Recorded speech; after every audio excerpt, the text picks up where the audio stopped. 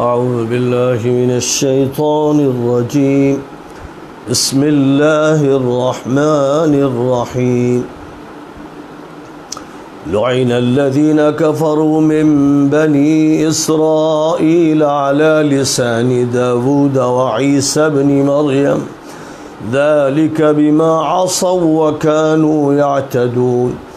كانوا لا يتناهون عن منكر فعلوه لبئس ما كانوا يفعلون ترى كثيرا منهم يتولون الذين كفروا لبئس ما قدمت لهم أنفسهم أن سخط الله عليهم وفي العذاب هم خالدون ولو كانوا يؤمنون بالله والنبي وما أنزل إليه ما اتخذوهم أولياء ولكن كثيرا منهم فاسقون لتجدن أشد الناس عداوة للذين آمنوا اليهود والذين أشركوا ولتجدن أقربهم مودة للذين آمنوا الذين قالوا إنا نصارى ذلك بأن منهم قسيسين ورهبانا وأنهم لا يستكبرون وإذا سمعوا ما أنزل إلى الرسول ترى أعينهم تفيض من الدمع مما عرفوا من الحق يقولون ربنا آمنا فاكتبنا مع الشاهدين وما لنا لا نؤمن بالله وما جاءنا من الحق ونطمع أن يدخلنا ربنا مع القوم الصالحين فأثابهم الله بما قالوا جنات تجري من تحتها الأنهار خالدين فيها وذلك جزاء المحسنين والذين كفروا وكذبوا بآياتنا أولئك أصحاب الجحيم. یہودیوں پر حضرت داؤد اور حضرت عیسیٰ علیہ السلام کی لعنت. بنی اسرائیل کے کافروں اور منکروں کو داؤد اور عیسیٰ کی زبانی ملعون قرار دیا گیا چونکہ انہوں نے نافرمانیاں کی اور زیادتیاں کی اور حد سے آگے بڑھے اور منکرات اور برائیوں کی جن کے وہ مرتکب رہے، آپس میں روک ٹوک نہ کی، وہ بدترین کرتوت کرتے رہے. ان میں سے اکثر کو آپ دیکھیں گے کہ وہ کافروں سے تعلق رکھتے ہیں. ان کے بگڑے ہوئے نفس جو کارنامے آگے بھیج رہے ہیں وہ بڑے بدترین ہیں، جن کے نتیجے میں اللہ ان سے ناراض ہے اور یہ عذاب میں ہمیشہ پڑے رہیں گے. اگر یہ اللہ اور نبی پر ایمان رکھتے اور جو نبی پر اتارا گیا ہے اسے مانتے تو یہ کافروں سے تعلق قائم نہ کرتے، ان کو اپنا قریبی دوست نہ بناتے. لیکن ان میں سے اکثر معصیت پیشہ اور نافرمان ہیں. یہودیوں اور مشرکوں کی مسلم دشمنی اور نصرانیوں کی مسلم دوستی. آپ ایمان والوں کے سب سے کٹر اور سخت دشمن یہودیوں کو پائیں گے اور مشرکوں کو، اور ان سب سے زیادہ اہل ایمان سے قلبی تعلق رکھنے والا ان کو پائیں گے جو کہتے ہیں کہ ہم نصرانی ہیں، کیونکہ ان میں عبادت گزار، زاہد اور تارک الدنیا لوگ ہیں اور یہ تکبر نہیں کرتے. اور جب ان آیتوں کو سنتے ہیں جو رسول پر نازل کی گئی ہیں تو آپ دیکھیں گے کہ آنسوؤں سے ان کی آنکھیں ڈبڈبا جاتی ہیں، چونکہ ان کو حق کی پہچان ہے. وہ کہتے ہیں کہ اے ہمارے رب، ہم ایمان لائے، ہمیں حق کے گواہوں میں شمار فرما. آخر ہم اللہ پر کیوں نہ ایمان لائیں اور اس حق کو کیوں نہ مانیں جو ہمارے سامنے آ چکا ہے. ہم امید کرتے ہیں کہ ہمارا پروردگار ہمیں نیک و صالح لوگوں کے ساتھ داخل و شامل فرمائے گا۔ ان کی ان باتوں کی وجہ سے اللہ تعالیٰ نے ان کو بدلے میں ایسی جنتیں عطا فرمائیں جن کے نیچے نہریں جاری ہیں، جہاں وہ ہمیشہ رہیں گے، اور یہ نیکوکاروں کی جزا ہے۔ اور جو لوگ کفر میں ملوث ہیں اور ہماری آیتوں کو جھٹلاتے ہیں وہ دوزخی ہیں۔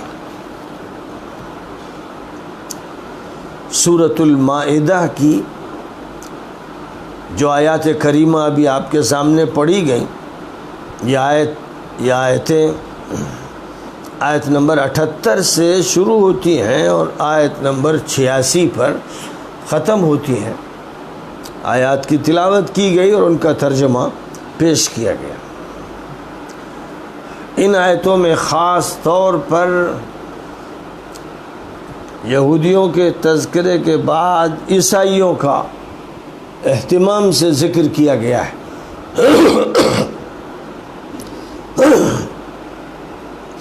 اور یہودیوں کے ساتھ مشرکوں کا تذکرہ کیا گیا ہے۔ اس میں پہلی بات تو یہ بیان فرمائی گئی ہے جو امت مسلمہ کے لیے بہت ہی قابل توجہ ہے اور ظاہر ہے کہ اللہ تعالیٰ قرآن پاک میں جو کچھ بھی سنا رہا ہے وہ امت مسلمہ کو سنا رہا، اور ساتھ ہی ساتھ امت مسلمہ کے علاوہ جو یہودی تھے، عیسائی تھے، مشرک تھے، ملحد تھے، دنیا میں جتنے لوگ بھی بستے تھے، اور مسلمانوں کی صفوں میں جو منافق تھے، خطاب سب کو ہے۔ سب سے متعلق آیات کریمہ میں باتیں ارشاد فرمائی گئی ہیں، سب کا تعین کیا گیا ہے، سب کے اوصاف بیان کیے گئے، سب کے حالات کا تذکرہ کیا گیا ہے۔ اور اللہ تعالیٰ کے ہاں دستوری کتاب میں نظام یہ ہے کہ وہ مختلف افراد اور مختلف طبقات کی پہچان کے لیے ایسی علامتیں واضح طور پر بیان کر دیتا ہے کہ جن علامتوں سے واقفیت کے بعد پھر کسی فرد کا بھی پہچاننا، کسی طبقے کا، کسی حلقے کا پہچاننا مشکل نہ رہ جائے۔ قرآن ایک آئینہ ہے، اور قرآن کا یہ آئینہ دنیا کے ہر فرد کے لیے ہے، دنیا کی ہر قوم کے لیے ہے، دنیا کے ہر خاندان کے لیے ہے، دنیا کے ہر دور کے لیے ہے، دنیا کے ہر علاقے کے لیے ہے۔ یہ کتاب جامع بھی ہے اور ہمگیر بھی ہے اور عالمی بھی ہے اور دائمی بھی ہے اور ازلی بھی ہے اور ابدی بھی ہے، تازہ بھی ہے، شاداب بھی ہے۔ اس میں فرسودگی نہیں ہے، کہنگی نہیں ہے، پرانا پن نہیں ہے۔ جب پڑھیے تو تازہ بتازہ مضامین اس میں آپ کو نظر آئیں گے، اور یہ صاف محسوس ہوگا کہ خطاب آپ سے ہو رہا ہے، آپ کے ماحول سے ہو رہا ہے، آپ کے ارد گرد سے ہو رہا ہے۔ ماضی کی کہانیاں نہیں بیان کی گئی، یہ تو اس وقت کے کافر اور مشرک تھے جو قرآن کے بارے میں یہ کہتے تھے کہ یہ تو اساطیر الاولین ہے، یہ تو گزشتہ لوگوں، تو قرآن ان کے جواب میں کہتا تھا یہ کہانیاں نہیں ہیں، یہ عبرت کے سبق ہیں، یہ ہدایتیں ہیں، یہ اللہ تعالیٰ کی طرف سے صاف بیانات ہیں۔ لَقَدْ كَانَ فِي قَصَصِهِمْ عِبْرَةٌ لِأُولِي الْأَلْبَابِ، فرمایا کہ جو واقعات بیان کیے جا رہے ہیں عقل مندوں کے لیے ان واقعات میں عبرت کا سامان ہے۔ واقعہ چاہے حضرت نوح کا یا ان کی قوم کا ہو، حضرت ہود کا یا ان کی قوم کا ہو، اور حضرت صالح اور ان کی قوم کا ہو، اور حضرت لوط اور ان کی قوم کا ہو، اور حضرت شعیب اور ان کی قوم کا ہو، اور حضرت موسیٰ اور ان کے دور کے فرعون کا ہو، اور حضرت ابراہیم اور ان کے دور کے نمرود کا ہو، مابعد کے انبیاء اور ان کے دور کے حالات ہوں، یہ سب کے سب اس لیے بیان کیے گئے ہیں کہ مسلمانوں کے لیے عبرت ہو، سبق ہو، ان کے لیے غور کرنے کا سامان ہو، وہ ان آئینوں میں اپنے چہرے دیکھیں اور وہ اس اصول کو یاد کریں کہ جو جیسا کرے گا ویسا بھرے گا، جو بوئے گا وہ کاٹے گا، جو ماضی میں ہوا وہی حال میں ہو رہا ہے، وہی مستقبل میں ہوگا۔ سنت اللہ یہ اللہ کا قانون ہے، یہ اللہ کا نظام ہے، یہ اللہ کی سنت ہے۔ وَلَن تَجِدَ لِسُنَّةِ اللَّهِ تَبْدِيلًا،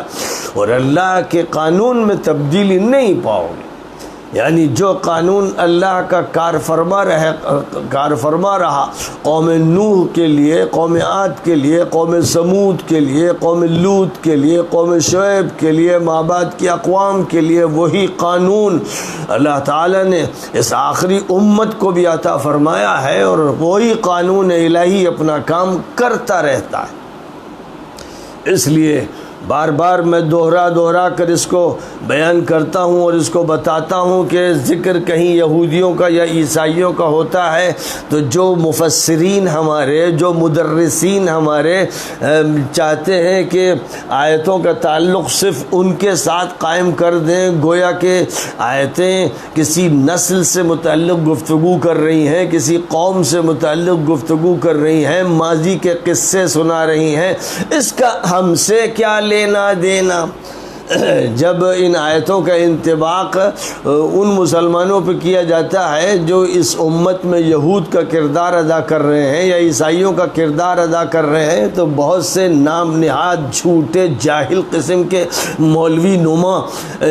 لوگ ہیں جن کا حال یہ ہے کہ وہ اس پر بہت ہی بھڑکتے ہیں اور اس کو غلط سمجھانے کی کوشش کرتے ہیں، اور یہ کہتے ہیں کہ ان آیتوں کا ہم سے کیا لینا دینا، ہم سے کیا تعلق۔ ایسے اندھے، بہرے، گونگے، عقل سے محروم قسم کے مولوی نما انسان یا وجود اس قابل ہے کہ ان کو قرآن پاک کے مطالعے سے دور رکھا جائے، ورنہ یہ تحریف کر کے چھوڑیں گے۔ اب اللہ کس طرح وضاحت سے یہ بیان کر رہا ہے کہ بنی اسرائیل کے جو منکر تھے، جو ناشکرے تھے، جو ناقدرے تھے، جنہوں نے انکار کیا، جنہوں نے غلط عمل اختیار کیا، ان پر حضرت داؤد کی زبانی، حضرت عیسیٰ کی زبانی لعنت کی گئی۔ اور یہاں دو انبیاء کا نام ذکر کر دیا گیا، ورنہ ظاہر ہے کہ بنی اسرائیل کے انبیاء کے صحیفوں میں اور ان کی تقریروں میں کثرت کے ساتھ بنی اسرائیل کے لیے لعنت کے الفاظ استعمال کیے گئے ہیں۔ قرآن پاک نے پھر ان کے لیے لعنت کے الفاظ اور مغضوب علیہم کے الفاظ استعمال کیے اور اسباب بیان کر دیے۔ قرآن پاک میں تفصیل کے ساتھ بیان کر دیا گیا کہ ظاہر ہے کہ یہ سبب تو تھا نہیں کہ وہ نبی کی اولاد تھی، یہ سبب تو ایسا تھا کہ وہ آنکھوں میں سجائے جاتے، لیکن قرآن یہ بتانا چاہتا ہے کہ کوئی کیسی ہی نسبت کیوں نہ رکھتا ہو، وہ نبی کا صحابی ہو یا نبی کا بیٹا ہو یا نبی کا باپ ہو یا نبی کا چچا ہو یا نبی کی بیوی ہو، وہ کتنے ہی زیادہ ظاہری اعتبار سے اور نسبت کے اعتبار سے تقدس رکھتا ہو، اگر ایمان صحیح نہیں، اگر اعمال صحیح نہیں، اگر اس کا کردار صحیح نہیں، تو اس کی ایک پیسے کی حیثیت نہیں، اور وہ ملعون ہے، اس پر خدا کا عذاب ہوگا، اور اس سے نہ نبی کی اولاد بچے گی اور نہ اس سے نبی کے صحابہ بچیں گے، کوئی نہیں بچے گا۔ یہ خدا تعالی قدوس کا وہ نظام ہے جس کو وہ پوری صراحت کے ساتھ بار بار بیان کرتا ہے۔ تو جب یعقوب جیسے نبی کی اولاد، یعقوب اسرائیل کہلاتے تھے، اور اسرائیل کے معنی عبداللہ کے، لہذا بنو اسرائیل کے معنی یعقوب کی اولاد، اسرائیل کی اولاد، بڑی بلند نسبت ہے۔ اللہ تعالیٰ نے بڑے اہتمام سے حضرت یعقوب کا ذکر کیا ہے، ان کے والد حضرت اسحاق کا کیا ہے، اور سب سے زیادہ اہتمام سے حضرت ابراہیم کا تذکرہ کیا ہے۔ تو کیا ابراہیم کی اولاد ملعون ہو جائے گی اس لیے کہ خدا نخواستہ کہ اس کی یہ نسبت ہے، اس کی نسبت اسرائیل سے جڑی ہوئی؟ ظاہر ہے کہ اسرائیل کی نسبت تو ایسی تھی کہ سر پر اس کو لیا جاتا اور آنکھوں میں سجایا جاتا۔ اگر آج دنیا میں کسی خطے میں حضرت یعقوب کی اولاد صحیح عمل کر رہی ہوتی، مومن ہوتی، تورات کے مطابق عمل ہوتا، آخری نبی پر ایمان لاتی، قرآن کو مانتی، تو ظاہر ہے کہ سب سے زیادہ روئے زمین پر باعزت وہی قوم ہوتی، کیونکہ اللہ تعالیٰ نے تو صراحت سے قرآن میں فرما دیا تھا، یا بنی اسرائیل اذکروا نعمتی التی انعمت علیکم وانی فضلتکم علی العالمین۔ اے اسرائیل کی اولاد، یاد کرو ان انعامات کو جو میں نے تم پر کیے، اور اس انعام کو کہ میں نے تمام لوگوں پر تم کو فوقیت عطا کی تھی۔ تو جن کو تمام لوگوں پر فوقیت دی گئی تھی انہی کا ذکر پھر اللہ نے فرمایا کہ جب تم نے ناشکری کی، جب تم نے ناقدری کی، جب تم نے نافرمانی کی، جب تم نے میری شریعت کی خلاف ورزی کی، جب تم نے انبیاء کرام کو پریشان کیا، جب تم نے انبیاء کو قتل تک کیا، تو تم پر لعنت برسی، خدا کا غضب بھڑکا، تم دھتکار دیے گئے، تم ذلیل ہو گئے، اور تم پر بے چارگی کی مار دی گئی، اور غضب الہی میں تم گھر گئے۔ یہ بات اللہ سنا رہا ہے یہ بتانے کے لیے کہ سن لو اے مسلمانوں، تم کون سی ہی نسبت رکھتے ہو، تمہارا کوئی سا بھی تعلق ہو، تم انبیاء کرام کی اولاد میں ہو، آخری نبی کی اولاد میں ہو، یا ان کے صحابہ میں ہو، ان کے ساتھ اٹھتے بیٹھتے ہو، ان کے ساتھ جہاد میں بھی چلے جاتے ہو، یا تم ولی کہلاتے ہو، بزرگ کہلاتے ہو، شیخ کہلاتے ہو، حضرت کہلاتے ہو، اگر ایمان اور عمل سے ثبوت نہیں پیش کیا گیا اور غلطیاں کی گئیں، دشمنوں کا ساتھ دیا گیا اور اللہ کی شریعت کی نافرمانی کی گئی، تو تم پر خدا کی لعنت، 100 بار لعنت۔ یہ ہے جو بات اللہ کہہ رہا ہے۔ اب اس سے ہٹ کر لوگوں نے جو دین گڑھا، قرآن کے خلاف گڑھا، حدیثوں کے خلاف گڑھا، کہ کسی کو تو اس بنیاد پر کہ اس نے نبی کو دیکھ لیا تھا تقدس کے مقام پر پہنچا دیا،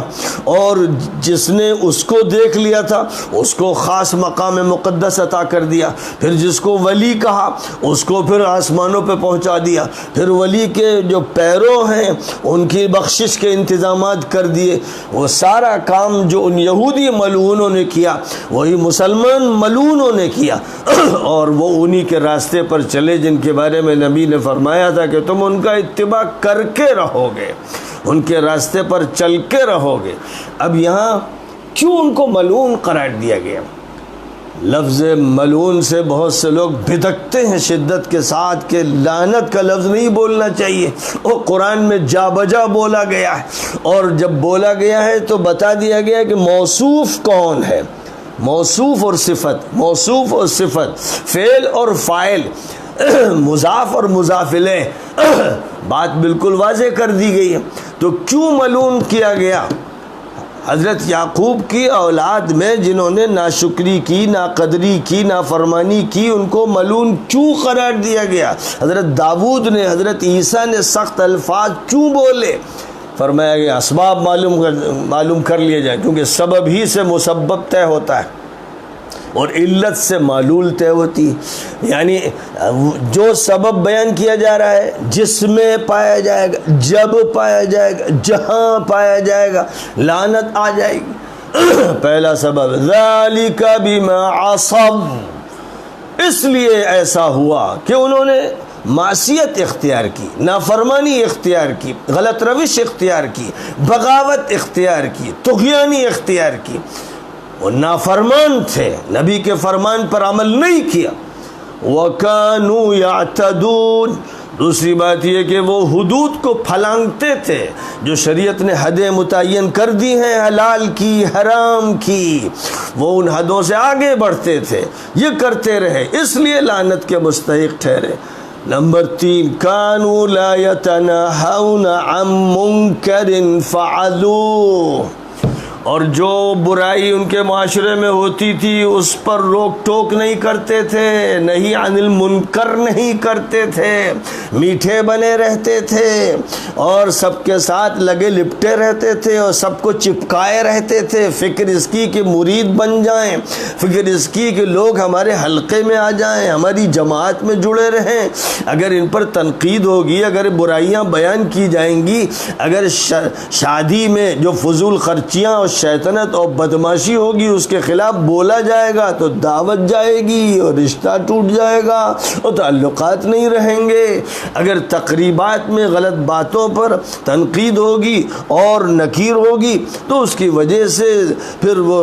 دوستیاں نہیں رہیں گی، وہ محبتیں نہیں رہیں گی۔ اس لیے زبان خاموش رکھی جائے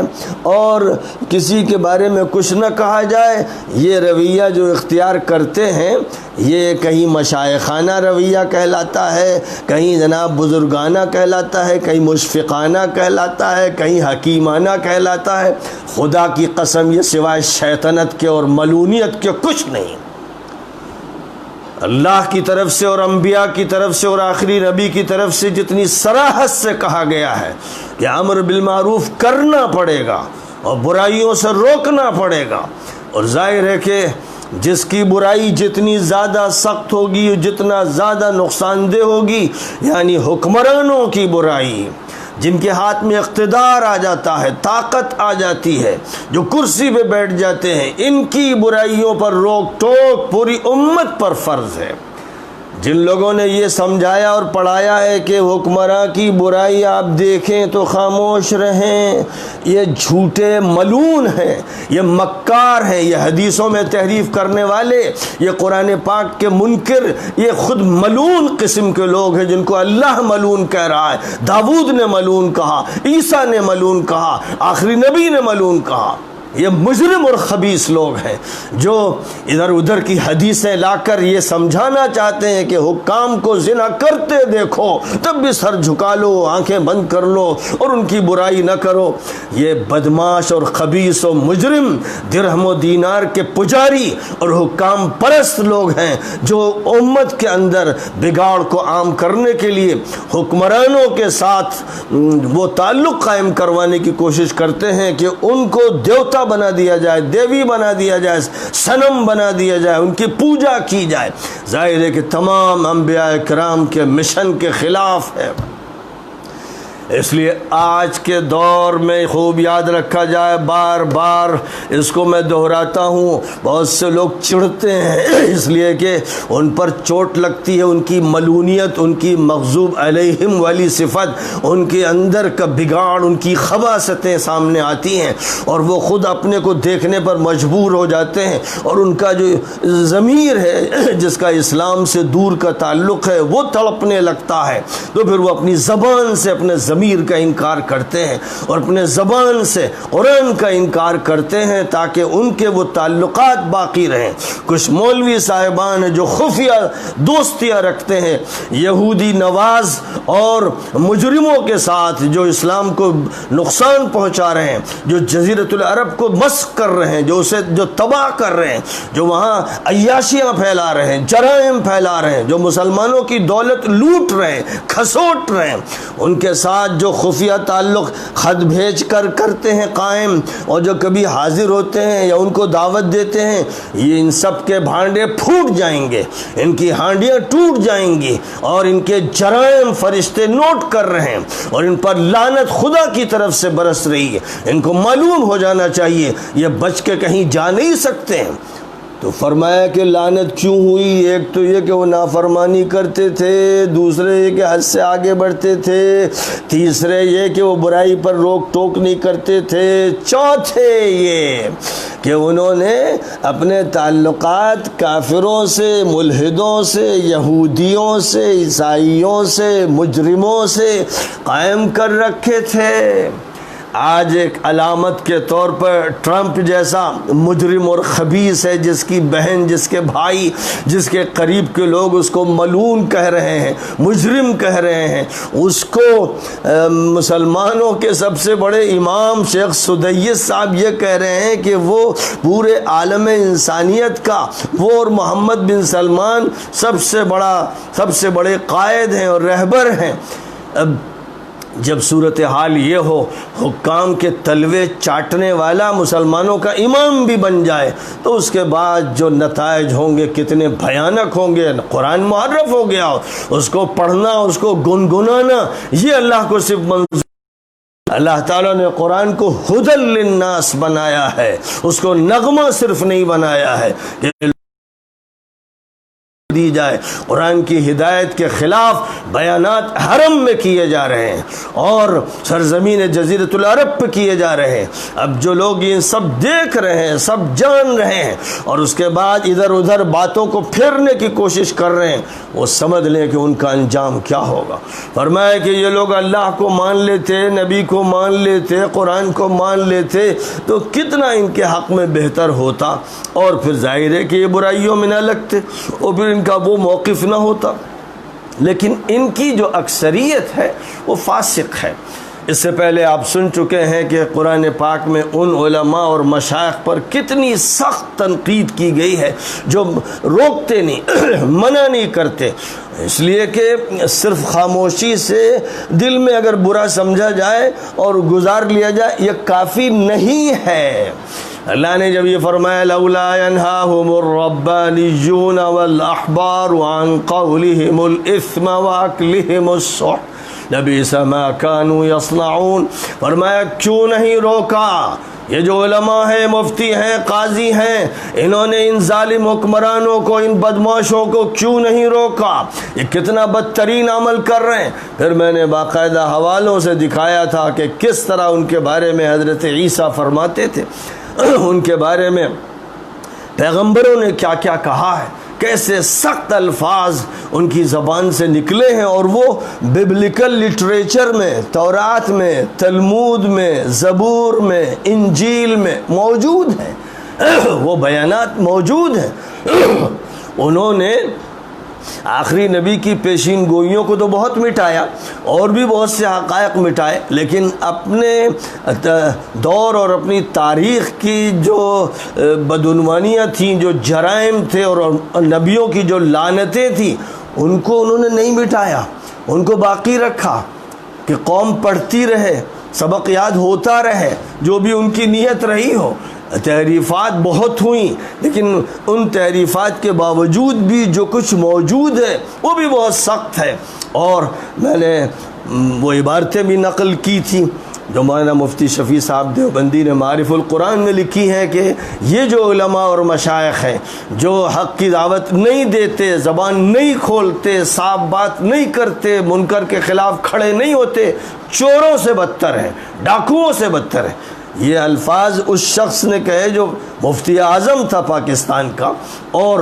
جس کو اللہ تعالیٰ نے بڑی حکمت سے بھی نوازا تھا اور بڑے علم سے نوازا تھا،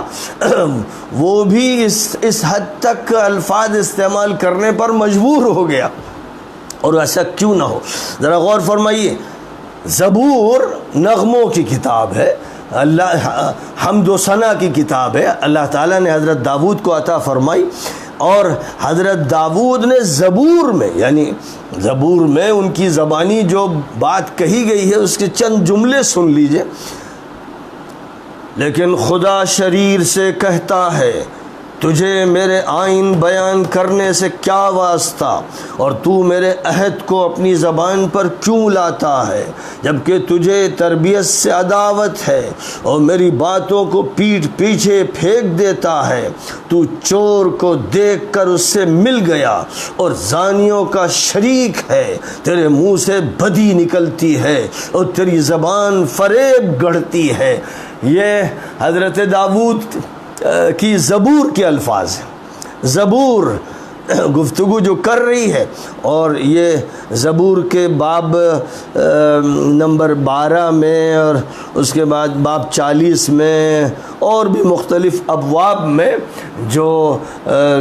سخت تنقیدیں ہیں بلکہ لعنتیں ہیں، جن کا قرآن میں تو بہت اختصار سے ایک لفظ میں ذکر کر دیا گیا، لیکن وہاں بڑی تفصیل کے ساتھ جو جملے بیان کیے گئے ہیں ان کے بارے میں کہ جو علماء بنتے، مشائخ بنتے، مولوی بنتے ہیں اور جو تورات کے حامل بنے ہوئے ہیں ان کے بارے میں۔ اب حضرت مسیح کو دیکھیے، حضرت عیسیٰ مسیح کی تو جلالی تقریروں سے انجیل بھری ہوئی ہے، اور انجیل کی شروحات بھری ہوئی ہیں۔ بار بار حضرت عیسیٰ نے لعنت کے الفاظ استعمال کیے اپنے دور کے مولویوں کے خلاف۔ ان کے بیان کو سنیے، فرماتے ہیں اے ریاکار فقیہو، تم پر افسوس، تم بیواؤں کے گھروں کو دبا بیٹھے ہو اور دکھاوے کے لیے نماز کو طول دیتے ہو کہ کسی کو مرید کرنے کے لیے تری اور خشکی کا دورہ کرتے ہو، اور جب وہ مرید ہو چکتا ہے تو اپنے سے دونا اسے جہنم کا فرزند بنا دیتے ہو۔ اے اندھے راہ بتانے والو، تم پر افسوس جو کہتے ہو کہ اگر کوئی مقدس کی قسم کھائے تو کچھ بات نہیں، لیکن اگر مقدس کے سونے کی قسم کھائے تو اس کا پابند ہوگا۔ اے احمقو اور اندھو، کون سا بڑا ہے، سونا یا مقدس؟ جس نے سونے کو مقدس کیا، اور پھر کہتے ہو کہ اگر کوئی قربان گاہ کی قسم کھائے تو کچھ بات نہیں، لیکن جو نظر اس پر چڑھی ہو اگر اس کی قسم کھائے تو اس کا پابند ہوگا۔ اے اندھو، کون سی بڑی چیز ہے، نظر یا قربان گاہ؟ اے ریاکار فقیہ ہو، تم پر افسوس کہ پودینے اور سونف اور زیرے کے بارے میں احتیاط کی باتیں کرتے ہو، پر تم نے شریعت کی زیادہ بھاری باتوں یعنی انصاف، رحم اور ایمان کو چھوڑ دیا ہے۔ لازم تھا کہ یہ بھی کرتے اور وہ بھی نہ چھوڑتے۔ اے اندھے راہ بتانے والو، مچھر کو چھانتے ہو اور اونٹ کو نگل جاتے ہو۔ اے ریاکار فقیہ ہو، تم پر افسوس کہ پیالے اور رکابی کو اوپر سے صاف کرتے ہو مگر وہ اندر لوٹ اور ناپرہیزگاری سے بھرے ہیں۔ اے اندھے فقیہ ہو، پہلے پیالے اور رکابی کو اندر سے صاف کرو تاکہ اوپر سے بھی صاف ہو جائیں۔ اے ریاکار فقیہ ہو، تم پر افسوس کہ تم سفیدی پھری ہوئی قبروں کے مانند ہو جو اوپر سے تو خوبصورت دکھائی دیتی ہیں مگر اندر مردوں کی ہڈیوں اور ہر طرح کی نجاست سے بھری ہوئی ہیں۔ اسی طرح تم بھی ظاہر میں لوگوں کو راست باز دکھائی دیتے ہو مگر باطن میں ریاکاری اور بددینی سے بھرے ہوئے ہو۔ اے ریاکار فقیہ ہو، تم پر افسوس کہ نبیوں کی قبریں بناتے اور راست بازوں کے مقبرے آراستہ کرتے ہو اور کہتے ہو کہ اگر ہم اپنے باپ دادا کے زمانے میں ہوتے تو نبیوں کے خون میں ان کے شریک نہ ہوتے۔ اس طرح تم اپنی نسبت گواہی دیتے ہو کہ تم نبیوں کے قاتلوں کے فرزند ہو۔ غرض اپنے باپ دادا کا پیمانہ بھر دو۔ اے سانپو، اے افا کے بچوں، تم جہنم کی سزا سے کیوں کر بچو گے؟ اس لیے دیکھو میں نبیوں اور داناؤں اور فقیہوں کو تمہارے پاس بھیجتا ہوں، ان میں سے تم بعض کو قتل کرو گے اور صلیب پر چڑھاؤ گے اور بعض کو اپنے عبادت خانوں میں کوڑے مارو گے اور شہر بشہر ستاتے پھرو گے تاکہ تم سب راست بازوں کا خون جو زمین پر بہایا گیا تم پر آئے۔ راست باز حابیل کے خون سے لے کر برکیہ کے بیٹے زکریا کے خون تک جسے تم نے مقدس اور قربان گاہ کے درمیان قتل کیا، میں سچ کہتا ہوں کہ یہ سب کچھ اس زمانے کے لوگ پر آئے گا۔ اے یروشلم، اے یروشلم، تو جو نبیوں کو قتل کرتی ہے اور جو تیرے پاس بھیجے گئے ان کو سنسار کرتی ہے، کتنی بار میں نے چاہا کہ جس طرح مرغی اپنے بچوں کو پروں تلے جمع کر لیتی ہے اسی طرح میں بھی تیرے لڑکوں کو جمع کر لوں مگر تم نے نہ چاہا۔ دیکھو تمہارا گھر تمہارے لیے ویران چھوڑا جاتا ہے، کیونکہ میں تم سے کہتا ہوں کہ اب سے مجھے پھر ہرگز نہ دیکھو گے جب تک نہ کہو گے کہ مبارک ہے وہ خداوند کہ جو خداوند کے نام سے آتا ہے۔ یہ انجیل متی کی عبارتیں ہیں، انجیل متی کی یہ عبارتیں ہیں اور باب نمبر 23 ہے اور آیتیں نمبر 14 سے نمبر 39 تک نقل کی گئی ہیں۔ تدبر قرآن میں مولانا اصلاحی صاحب نے ان عبارتوں کا تذکرہ کیا ہے، ان کی کتاب جلد 2 صفحہ 570 سے 572 تک دیکھ لیجئے۔ یہ ہے وہ زبان، انبیاء کی زبان، حضرت عیسیٰ کی زبان، وقت کے مفتیوں، فقیہوں، ملاؤں کے بارے میں۔ اور آج میں یہ کہوں کہ آل سعود اور آل نہیان کے بارے میں حدیث سے اپنی وابستگی دکھانے والے جو مجرم سلفی اور اپنے کو اہل حدیث کہلانے والے، حدیثوں کا توڑ کرنے والے، مذاق بنانے والے، کھلواڑ کرنے والے جو مجرم وقت کے ان ظالم حاکموں کا ساتھ دیتے ہیں اور ان کے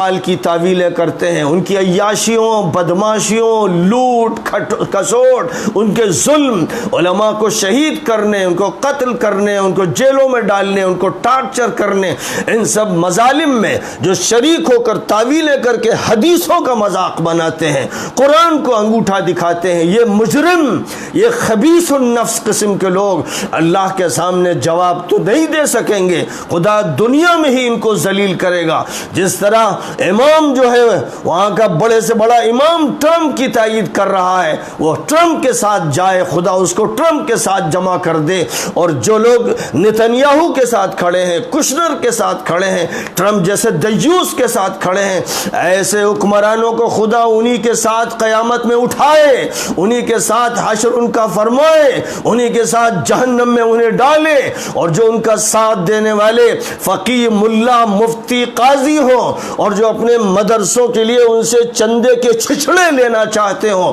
خدا ان کا بھی حشر ٹرمپ کے ساتھ کرے، کشنر کے ساتھ کرے، یہودیوں کے ساتھ کرے، جو کھلے بندوں پوری ڈھٹائی کے ساتھ پوری امت کا مذاق اڑا رہے ہیں۔ ان حقائق کا جو لوگ انکار کرنا چاہتے ہیں، ظاہر ہے کہ ان کو کچھ چھچڑے ملتے ہیں، جس در کے وہ سگ ہیں وہ چاہتے ہیں کہ اس در کو نہ چھوڑیں، چاہے اللہ کا گھر بار بار چھٹ جائے، چاہے نبی کی سنتیں ترک ہو جائیں، لیکن ان کے مکار قسم کے شیطانی حکمرانوں کے ساتھ ان کے تعلقات نہ ٹوٹنے پائیں۔ یہ خدا کی طرف سے لعنتوں کا اعلان ہے۔ ان لعنتوں کے اعلان کے بعد بھی اگر کسی میں ہمت ہے کہ وہ پھر ساتھ دے انہی کا جن کو اللہ نے فرمایا لَتَجِدَنَّ أَشَدَّ النَّاسِ عَدَاوَةً لِلَّذِينَ آمَنُوا الْيَهُودَ وَالَّذِينَ أَشْرَكُوا۔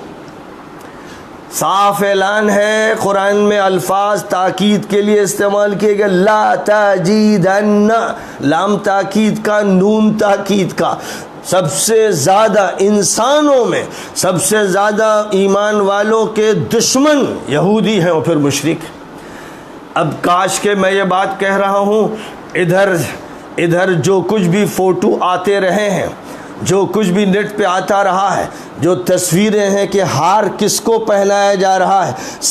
سب سے بڑا اعزاز آل سعود کس کو دے رہے ہیں، بیان کرنے والے اور انٹرنیٹ پر مضمون کو تیار کرنے والے ان کے فوٹو دے دیں کہ ہار کس طرح پہنایا جا رہا ہے، دوستیاں کس طرح کی جا رہی ہیں، ملاقاتیں کس طرح ہو رہی ہیں، اور کس طرح امام صاحب واشنگٹن میں جا کے کہہ رہے ہیں کہ پوری دنیا انسانیت کے رہبر دو ہیں، ایک ٹرمپ ایک محمد بن سلمان، یہ ہیں دونوں جو امت کو صحیح راستے پر لے جا رہے ہیں۔ کاش کہ یہ فوٹو، یہ بیانات بار بار دہرائے جائیں، اور اسی کے ساتھ ساتھ جو عیاشیاں، جو بدماشیاں، جو عریانیت کے مناظر، سینما کے مناظر، نیوم کے مناظر ہیں، یہ سب ذرا نکال لیجئے، نیٹ پر ڈالیے، آل سعود کا لفظ ڈالیے، یہ ڈالیے کہ ان کے مورث کون ہیں، اور یہ ڈالیے کہ کون سے وہ علماء ہیں جو جیلوں میں ہیں، اور اسی طرح معلومات ڈالیے، پھر آپ دیکھیے کہ آپ کے سامنے معلومات کیا آتی ہیں، تصویریں کیا آتی ہیں، کوئی بات اب ڈھکی چھپی نہیں رہ گئی۔ اس لیے تعویل کرنے والے، باتیں بنانے والے بے شرم ہیں، بے حیا ہیں۔ پوری مسلمان قوم سے میں کہوں گا کہ جو بھی آل سعود، آل نہیان کی تائید کرتا ہوا ملا ملے، وہ اپنے کو سلفی یا اہل حدیث کہتا ہو، یا وہ حنفی ہو،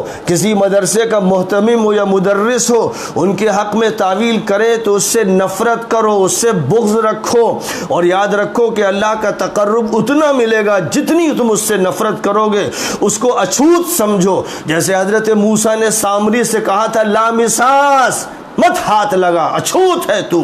ایسے ہی یہ سارے کے سارے لوگ جو آل سعود اور آل نہیان کے چیلے چپاٹے ہیں، اچھوت ہیں، ان کے ساتھ اس طرح سے معاملہ کرو جیسے جزامی کے ساتھ کیا جاتا ہے۔ ان کو کوڑی سمجھو، ان کے دماغ کوڑی، ان کی فکر کوڑی، ان کے جذبات کوڑی ہیں، ان سے اپنے کو بچاؤ، ان سے دور رہو تو تم صحت مند رہو گے، مسلمان رہو گے، مومن رہو گے۔ اس آیت کو سمجھو گے، لَتَجِدَنَّ أَشَدَّ النَّاسِ عَدَاوَةً لِلَّذِينَ آمَنُوا الْيَهُودَ وَالَّذِينَ أَشْرَكُوا۔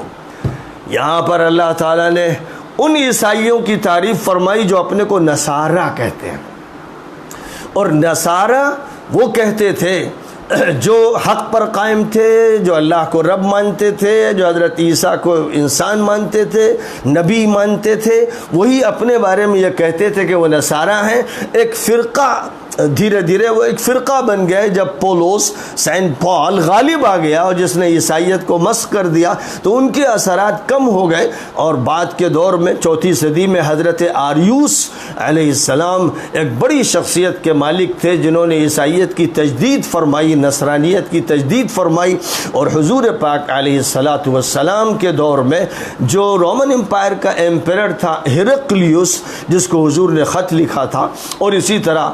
مصر کا جو حاکم تھا جو مقوقس کہلاتا تھا، اور وہ حاکم جو حبشے کا تھا جو نجاشی کہلاتا تھا، حضور صلی اللہ علیہ وسلم نے ان لوگوں کو جو خطوط لکھے ان خطوط سے وہ متاثر ہوئے. انہوں نے حضور کا بڑا اکرام کیا. اور ہرقل نے جو رومن امپائر کا امپیرر تھا، جب خط پڑھا گیا ہے، ابو سفیان سامنے موجود تھے جو اس وقت تک کافر تھے، اس نے یہ بات کہی کہ وہ نبی برحق ہیں اور وہ دن دور نہیں کہ جب وہ غالب آئیں گے، اور جہاں میں بیٹھا ہوا ہوں یہ علاقہ ان کے خدام کے ہاتھ میں ہوگا. وہ حق بولنے پہ مجبور ہو گیا. اور جہاں تک تعلق ہے نجاشی کے عیسائی حاکم کا جو نصرانی تھے، آریوسی تھے، ان کے سامنے حضرت جعفر نے جب تقریر کی اور سورہ مریم کی تلاوت کی تو لوگ چنگھاڑ مار کے رونے لگے. یعنی نجاشی پر تو ایسا گریہ طاری ہوا کہ بس آنکھوں سے آنسو تھے اور داڑھی تر ہو رہی تھی.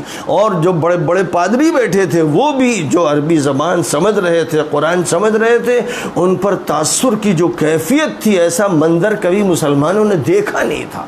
پھر نجاشی نے ایک وفد حضور صلی اللہ علیہ وسلم کی خدمت میں بھیجا تھا اور اپنے اسلام کا اظہار کیا تھا. اور ظاہر ہے کہ بادشاہ کے اسلام لانے پر بہت سے متشدد عیسائی تو محروم رہے، لیکن ایک بہت بڑی تعداد لوگوں کی اسلام میں داخل ہوئی. تو اس طرح نبی پاک علیہ السلام نے جن حضرات کو حبشہ بھیجا تھا وہ صرف اپنے تحفظ کے لیے نہیں بھیجا تھا، بلکہ دعوت اسلامی کی مضبوط بنیادوں کو قائم کرنے کے لیے بھیجا تھا. اور اس کے اثرات سب نے دیکھ لیا. وقت کا حاکم اسلام لے آیا، اس نے مسلمانوں کو پناہ دی، عزت دی، ان کا اکرام کیا، اور اس کے بعد اسلام کو قبول کیا. واقعہ یہ ہے آج بھی اگر قرآن کو جو معجزہ ہے، قرآن کے علاوہ قصے کہانیاں معجزے نہیں ہیں، قرآن کو اگر معجزے کی حیثیت سے پیش کیا جائے، جو اس کو عربی زبان میں نہیں سمجھتا اس کے لیے ترجمہ بھی ساتھ ساتھ تلاوت بھی ہو قرآن کے صحیح لہجے میں اور ترجمہ پیش کیا جائے، خدا کی قسم کھا کے کہتا ہوں سینکڑوں ہزاروں لاکھوں ہندو، بدھسٹ اور دنیا کے مختلف طبقات کے لوگوں کے دل لرز جائیں گے اور آنکھوں سے آنسو بہیں گے، اور وہ اپنے اندر سے اسلام قبول کرنے کا تقاضا محسوس کریں گے. مما عرفوا من الحق، حق کو پہچان لیں گے کہ قرآن کا جو بیان ہے وہ الہی بیان ہے، وہ معجزانہ بیان ہے. اس کو لوگوں نے صرف جلسوں کے ترنم کے لیے رکھ دیا اور مدرسوں میں مردہ طریقے پر اس کو پڑھاتے ہیں. استاد مردہ، طلبہ مردہ، ان میں کوئی جان قرآن سے پیدا نہیں ہوتی، اس لیے کہ جان پیدا کرنے کا ان کے پاس کوئی اسلوب نہیں ہے، ان کے اندر خود جذبہ نہیں ہے، ان کے اندر خود تڑپ نہیں ہے. وہ کسی کتاب کے حوالے سے چند جملے حل کر دیتے ہیں. یہ قرآن کے درس کا طریقہ نہیں ہے. قرآن اس لیے تھا کہ ہرقل ہل جائے، مقوقس ہل جائے، نجاشی ہل جائے اور زمین ان کے قدموں کے نیچے سے کھسک جائے. قرآن میں یہ طاقت تھی. اب اس طاقت کا استعمال نہیں ہو رہا ہے، جس کا نقصان سامنے آ رہا ہے. فرمایا گیا تھا کہ یہ جو نصرانی اپنے کو کہتے ہیں، جو صحیح معنی میں عیسائی تھے اور حضرت عیسیٰ کو نبی اور پیغمبر مانتے تھے، حضرت عیسیٰ کی الوہیت کے قائل نہیں تھے، ان لوگوں کا حال یہ تھا کہ یہ اگر قرآن سنتے تھے اور ایمان کی بات سنتے تھے تو بڑے متاثر ہوتے تھے، آنکھوں میں آنسو ہوتے تھے اور دل اللہ کی معرفت سے بھر جاتا تھا، اور یہ کہتے تھے ربنا آمنا فاکتبنا مع الشاہدین. اے اللہ ہم ایمان لائے، ہم کو ان لوگوں میں شامل کر دیجئے کہ جو حق کی گواہی دے. اور ہم کیوں نہ مانیں، کیوں نہ مانے؟ ہمارے سامنے تو حق آ چکا اور ہم امید کرتے ہیں کہ اللہ ہم کو صلحاء میں شامل فرمائے گا۔ تو اللہ نے یہی بتا دیا کہ اللہ نے ان کی دعا قبول فرما لی، ان کا اسلام قبول فرما لیا، ان کے عمل کو قبول کر لیا، ان کے لیے بہترین جزا طے فرما دی، ان کے لیے جنت کا داخلہ طے کر دیا گیا۔ یہ اللہ کی طرف سے جزا ہوتی ہے ہر اس شخص کے لیے جو نیکوکار ہوتا ہے، جو صالح ہوتا ہے، اللہ والا ہوتا ہے، اور جو انکار کرتا ہے، تکذیب کرتا ہے، نفاق کرتا ہے، تعویلیں کرتا ہے، بدمعاشی کرتا ہے، مجرم ہوتا ہے، اس کے لیے کہہ دیا اولئک اصحاب الجحیم، وہ جہنمی ہیں۔ وآخر دعوانا ان الحمد للہ رب العالمین۔